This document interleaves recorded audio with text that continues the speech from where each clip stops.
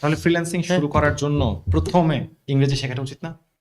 হ্যাঁ, right? But এটা হলো যে ধরেন এটা সাজেস্ট করলেও এটা আসলে অনেকের জন্য মানে একদম গলার কাটা হয়ে যাবে। ওরা আসলে আর আসবেই না। থাকে না যে ধরেন আমি বলতেছি যে মানে তোমার যদি ফর এক্সাম্পল কোনো একটা কিছুতে আসতে হয়, তোমার আগে ফিজিক্স ঠিক করে আসতে হবে, জিম করে আসতে হবে। তো ওকে আমি 5 বছর একটা সিলেবাসই দিয়ে দিলাম, তারপরে আসো তুমি, তাই না? সাপোজ ও মিলিটারিতে ভর্তি হবে, ওর আমি বললাম যে 5 বছর জিম করতে হবে, মানে শরীরে এই ফিটনেস নিয়ে আসবা। ও আর ওইটা কমপ্লিটও করতে পারবে না, আসবেও না। না, আমি যদি ওরা বড় একটা প্রিরিকুইজিট দিয়ে দেই, যেমন আমাদের কালচারে কিন্তু ইংলিশ দরকার হয় না, তাই না?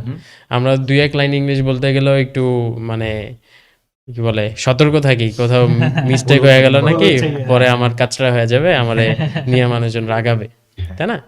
তো এই জন্য মানে ওরা যদি আমি আগেই বলি যে ইংলিশ লাগবে, অবভিয়াস, এটা ডিনাই করার কিছু নাই, বাট এটা প্রসেসের মধ্যে হয়ে যায়, ইমপ্রুভ হয়ে যায়। যেমন ইন্টারন্যাশনাল ইংলিশ অ্যাকসেন্টের অনেক মানে ইন্ডিয়ান ইংলিশ অ্যাকসেন্টের অনেক ইয়ে আছে না, মক করে না যে ইন্ডিয়ানরা যেভাবে ইংলিশ বলে।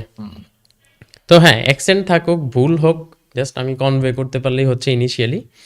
বাট মেইন জিনিসটা হলো বুঝতে কিন্তু অত ভালো ইংলিশ জানা লাগে না, জাস্ট লিসেনিং করে বুঝাটা।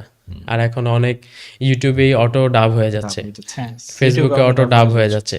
তো আপনি যদি হিন্দিও বুঝেন, যেমন লাকিলি আমি ছোটবেলায় আম্মু আর আপুদের সাথে হিন্দি সিরিয়াল দেখতাম, আচ্ছা, তো আমি হিন্দি ভালো বুঝি। হিন্দি বুঝলে, হিন্দি বলতেও পারি, হিন্দি বুঝলে উর্দুও বোঝাটা টাফ না, একটু ডিফারেন্স আছে কিছু ওয়ার্ডে। তো হিন্দি উর্দু বুঝলে আমার মনে হয় যে আপনি দুনিয়ার যে কোনো টিউটোরিয়াল দেখতে পারবেন, কারণ ওরা এই দুইটা ল্যাঙ্গুয়েজ অন্তত সাপোর্ট দেয়, হিন্দি অন্তত দেয়। কারণ ইউটিউব বলেন, গুগল বলেন, এটা তো ওদের ম্যানেজমেন্টের লোকজনই বেশি কাইন্ড অফ।